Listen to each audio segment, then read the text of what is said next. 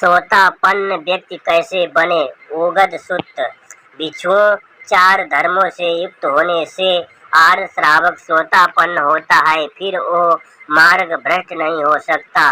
परमार्थ तक पहुँच जाना उसकी नियत होती है। परम ज्ञान की प्राप्ति उसे अवश्य होती है। किन चार से?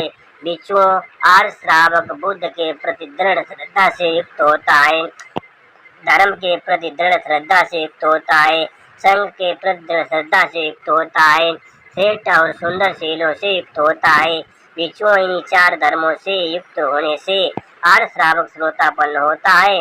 भगवान ने ये कहा, ये कह कर बुद्ध फिर भी बोले, जिन्हें श्रद्धा, शील और स्पष्ट धर्म दर्शन प्राप्त है, वे काल समय के फेर में नहीं पड़ते हैं। परम पद ब्रह्मचर्य के अंतिम फल को उन्होंने पा लिया है। संयुक्त निकाय अत्यदीप भवा।